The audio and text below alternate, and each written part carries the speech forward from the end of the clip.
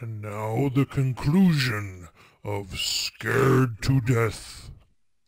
You know, Doctor, morning isn't very far off. And when the police get here, you've got an awful lot of explaining to do. You're in this up to your neck. By morning, let us hope no explanations will be necessary. Everything will have explained itself. Poor little sleeping beauty. Do you suppose someone thought she looked weak-minded and picked her out to carry out his commands? That's not always the case, Raymond. If Leonide were here, we could settle this case very quickly. Gentlemen, it is my peculiar misfortune to always be in a position where I may eavesdrop. How can I be of service, Cousin Joseph? Oh, Professor. Ask me no questions, my friend, and I will tell you no lies. Leonide, you could undo certain mischief that has been done this girl. I know you can help if you will. I could, my dear Joseph. But I will not bring down the wrath of the unknown madman who is loose about these premises. It is a matter of self-preservation. I had nothing to do with hypnotizing this girl. I have an idea that she may have already carried out the unknown's orders and that he no longer needs her. Nevertheless, my dear Joseph, you must excuse me. Just a minute, Professor. I wonder what would happen, Professor, if in connection with your sudden reappearance here, somebody dug up the old story of why you swindled Dr. Van E. and then ran off and let him take the rap. I will not be blackmailed, Mr. Lee. And I observe again that you're a young man who knows too much for his own good. And I would also like to know where you obtained all this information. You're extremely young to have your fingertips on events of 20 years ago. I have a memory like an elephant. I never forget something once I hear it. I'm a sharpie, Professor, as every one of you will admit before morning. Now, Doctor, I'd like to bore you with a few questions. I wouldn't mind, young man, if you had the slightest idea of what you were looking for. Maybe if we start back to the time around midnight, when you administered what you call a sedative to your daughter-in-law. Are you inferring that I had anything to do with Laura's disappearance? Why do you keep evading the issue, Doctor? You know you'll have to confess when the police get here anyway. I would remind you, young man, that you're making a direct accusation, and I refuse to answer. Look, I want the facts and I want them now. Let's cut out the mulberry bush routine. Listen, Bill, you're supposed to be a cop and you want to get back to homicide. How do they make the doctor loosen up? He knows a lot more than he's telling. Well, sure, I'll help Terry, but first let's get Lilybeth out of this. Maybe she can tell us something.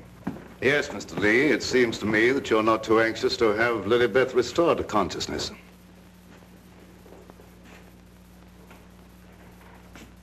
What do you hear, Doc? Her heart's in a very depressed condition. Someone's been giving her orders by mental telepathy. Hey, could I learn to do that? Supposing Lilybeth was in the kitchen, could I telegraph her a wish for a cup of coffee, huh? Perhaps, Raymond, someday when we have a little time, I'll indicate the principles of hypnosis to her. Thanks. My dear Joseph, the principle of hypnosis isn't as simple as you would make them believe.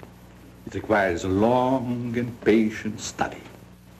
But I will risk the wrath of the unknown. For I see you truly love this child.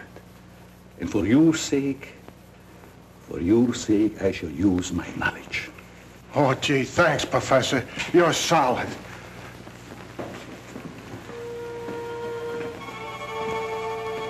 Foglaljatok mellettem, hadd felejtsem, hogy férfi lettem.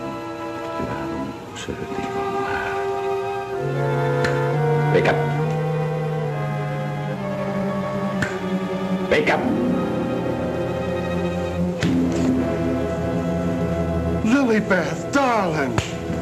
Keep your big hands to yourself. What are you slapping me for? Professor, put her back to sleep. It's better that way. What have you been doing to me? Me? What have I been doing? Yes, what have you been doing? You gotta learn me that hypnotism trick. It's my only chance. Tell me, Lilybeth, what happened? Well, I can't seem to remember it. It all seems like a dream. Did you see anyone? No. But I do remember a perfume, a sweet odor. Yes, go on. Terry, darling. Oh, Terry, darling. Yes, Jane. What is it? Is it Halloween? No, it isn't. Then why was that green face bobbing up at the window? What? Yeah, saw a green face just like the one I saw in Miss Van E's room. You saw a green face in Mrs. Van E's room? Well, yes, darling, that's what she was shooting at. I mentioned it to you, but you're so scatterbrained. Yes, dear, I'm scatterbrained. Does your mind feel rested now and everything after your nap? Mm-hmm. That's a good girl. Now, come on, tell me, what happened? Oh, don't yell at me. I can tell you just how it happened. We were alone in the room, and Laura was going to sleep. And then she said, "Oh, take away the bandage." And I said, "What bandage?" And then she said, "Oh, don't shoot me. I didn't mean to do it." And then, the room got awfully black. I think somebody must have turned off the lights. Just like that. Go ahead, you're doing fine. Well... Yeah, the lights had already gone out. Uh-huh. And the room got awfully dark. You've already said that. Think hard now. You saw a green mask. It came out of the wardrobe. Like a moth? Yes, darling, just like a moth. Oh, how clever of you. It was just like a great big moth, and it flew around and Please don't make yourself any dizzier than you are. Now tell me the rest of it. Well, I just don't see how you could remember that it was like a great big moth. Did you see it? Were you there hiding in the wardrobe, maybe? No, I wasn't in the wardrobe. Now look, Jane, please, be yourself. No, I mean, don't be yourself. Just relax. Relax. Mr. Lee, just a moment. Where were you? Were you upstairs?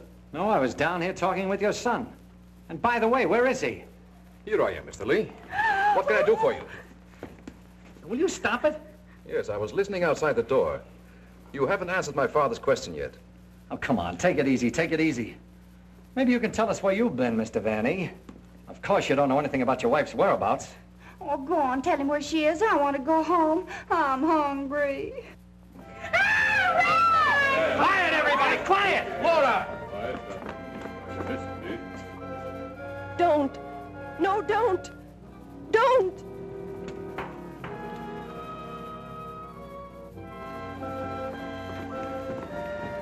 Laura! She's under a hypnotic spell. Ladies and gentlemen, it has been an exciting night, and you all are deserving of some explanation and relaxation for the strange goings-on. The guy who's doing the talking is behind the wall somewheres. Now you're getting smart, Sherlock. We introduce at this time the team of Lorette and Renee as they appeared at the height of their success in the green room of the Paris Crillon. Sure, the mask, the picture. Mademoiselle Lorette. Now I know who he is. Mademoiselle Lorette will now put a bandage over her eyes, the better to see the inner truth. Very good, Renee. Very good. Just like the old time. Would any member of the audience like to ask Mademoiselle a question? Come, Mr. Lee. You have been so full of questions up to now. I'm thinking, brother. We cannot keep Mademoiselle too long in this delicate mental balance. She has been under a great strain lately. Then I will ask the questions myself. Yes, Rennie, I'm at your command. Are you afraid now? No, I'm quite safe. Will you tell the truth? Yes. They came to me and said your partner, he of the magic feats and rare impersonations, is a spy. But we can't prove it. We will give you 1,000,000 francs if you, Lorette, bring us that proof. Now we shall know. You gave them the proof they wanted? Yes. They took him away to be killed. Yes. What was he to you, this man you betrayed? This man you sold to the enemy for money? He was my husband. When they told you he was to be executed, you sent this man a gift for his last moment before the firing squad. What was it? It was a green scarf for his eyes. Like the one you're wearing now? Yes. Why did you send it? It was my scarf. I wanted him to know I had betrayed him because I hated him. He was good and kind, but I hated him for the power he had over me. I see. That is your only defense. You hated. You thought they shot him. You escaped to America. You thought you were safe. Then you found out he was alive and wanted revenge. Thank you, Mademoiselle Lorette. You may remove the bandage now. What do you see on the cloth, mademoiselle? There's a hole in it. Yes. What else, Laurette? What else? There's blood on it. It's blood. I have come back. I am here, and I will have my revenge. No! No, don't touch me! Outside, under the window, you know where.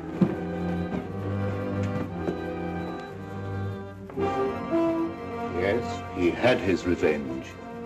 She's been living in mortal terror that he'd find her.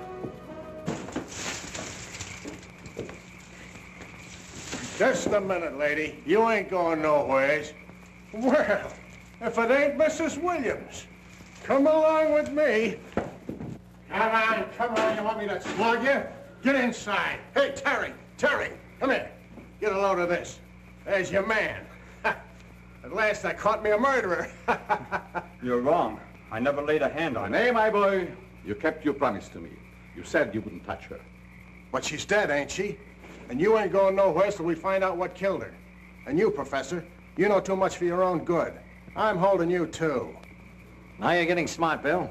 Well, Professor, I see you two know each other. Yes. Rene was my assistant. I taught him everything he knows. He went out for himself and became a success. Later, we met in a concentration camp. And here we are. A small world, Mr. Lee. A small world, indeed.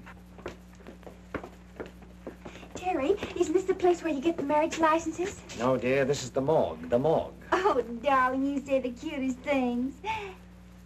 The morgue. Oh! Oh, never mind, dear. You just stay right here. Nobody will get you. Oh, but Well, Doctor, got anything to add to my story of the year? Who's this Renee? Renee was her husband. She turned him over for a sum. Figured the Nazis would take care of him, but he had ideas of his own. Look, Doc, was it murder?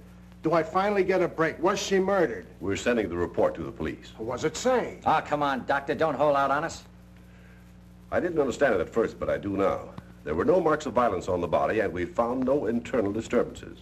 What does this all add up to, Doctor? Yes, let's have it. She was literally scared to death.